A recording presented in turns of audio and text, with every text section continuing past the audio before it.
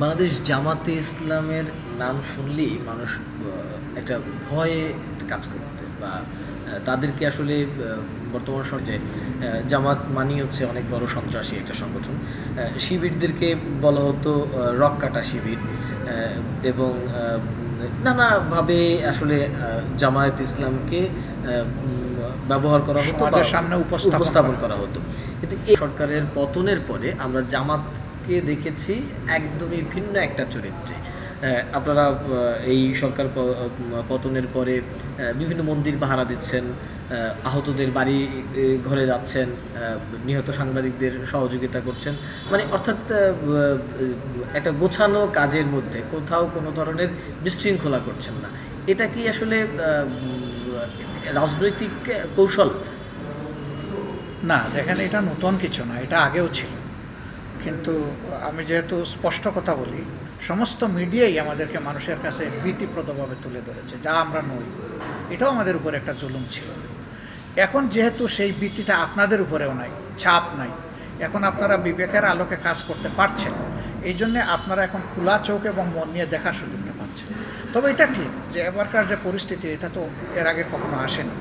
পরিস্থিতির গভীরতার কারণেই আমাদের অ্যাক্টিভিটিসগুলো হয়তো আপনাদের কাছে বেশি ধরা পড়ছে, কিন্তু আগেও কিন্তু আমরা এই কাজগুলো করেছি। যেমন বাবরি মসজিদ যখন ধ্বংস করা হয়, তখন বাংলাদেশে একটা উত্তেজনা দেখা দিয়েছিল, কিন্তু সেই সময় আমরা কিন্তু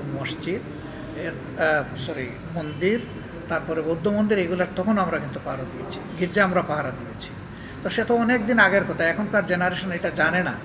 এখনকার জেনারেশন এবারকারই আমাদের এই কাজটা দেখতে পেরেছে। নিয়মিতভাবে মানবিক কাজে তো আমরা সবসময় আছি। আমাদের এটা ৩য় দফা কর্মসূচি, স্থায়ী কর্মসূচি, যে যেখানেই মানুষের কষ্ট, যেখানেই মানুষের দুর্ভোগ, জামাত সেখানে তার সামর্থ্য পুরাটা নিয়ে পৌঁছে যাবে এবং দাঁড়ায় যাবে। তাই সেটাই আপনারা দেখতে পাচ্ছেন। হয়তো পরিস্থিতির গভীরতার কারণে একটু বেশি এবার প্রকাশ পাচ্ছে। আর আরেকটা যেটা বলেছেন যে জামাতকে একটা অন্যভাবে রক কাটা, এইটা সেইটা বলে সমাজের মানুষের কাছে একটা ভীতিপ্রদ দল হিসাবে তুলে ধরা হয়েছে। 100% কপার কন্ডেন্সারে তৈরি ভিশন ফ্রিজ, তাই গুণে মানে অটুট থাকে বছরের পর বছর। যারা বাংলাদেশকে বিক্রি করে দেওয়ার পক্ষে, দেশপ্রেমিক দলের বিরুদ্ধে তাদের আর অস্ত্র কি? কোনো আদর্শ দিয়ে তো মোকাবেলা করার মতো সেই পুঁজি তাদের নেই। এই জন্য মিথ্যা প্রপাগান্ডার আশ্রয় নিয়েই তারা জনগণকে বিভ্রান্ত করেছে। আমরা আশা করি যে আমাদের সব কিছু দেখে জনগণ এখন বুঝতে পারছে যে জামাতের উপরে জুলুম করা হয়েছে। জামাত তো এমন না, শিবির তো এমন না। যদি এমনই হতো তাহলে সবচাইতে মজলুম দলটাই তো এবার সবচাইতে বেশি বিশৃঙ্খলা করার কথা, প্রতিশোধ নেওয়ার কথা। কিন্তু আল্লাহর মেহেরবানি, বাংলাদেশের কোথাও একজন মানুষ এখন পর্যন্ত আমাদেরকে বলে নাই যে অমুক জায়গায় আপনাদের কর্মীরা এই কাজটা করেছে। আমি গতকালকে হিন্দু সম্প্রদায়ের কেন্দ্রীয় মন্দির যেটা, সেখানে গিয়েছিলাম, ঢাকা মহানগরীর উত্তরের কেন্দ্রীয় মন্দির। তারাই বলছেন যে অনেকের বিরুদ্ধে, সেখানে বিভিন্ন দলের লোকেরা ছিলেন, নাম ধরে ধরে বলতেছেন যে আমরা একটা দলকেই দেখলাম, এ পর্যন্ত আমাদের 1 ইঞ্চি জায়গা তারা কোথাও দখল করেন নাই স্বাধীনতার পরে, আমাদের ইজ্জতের উপরে তারা কখনো হামলে পড়েন নাই, এবং তারা কখনো আমাদের ধর্মীয় প্রতিষ্ঠানে কোনো আঘাত দেন নাই। তার নাম হচ্ছে জামাত ইসলাম। তারাই তো বললেন, এটা তো আমরা শিখিয়ে দিইনি। তারা বলতেও তো বাধ্য না। কেন? তারা নিজের বিবেক দিয়ে দেখছেন। তাদেরকেও বিভিন্নভাবে উস্কানি দেওয়া হয়েছিল। এবার আপনারা দেখেছেন বিভিন্ন জায়গা থেকে প্রপাগান্ডা করা হয়েছে।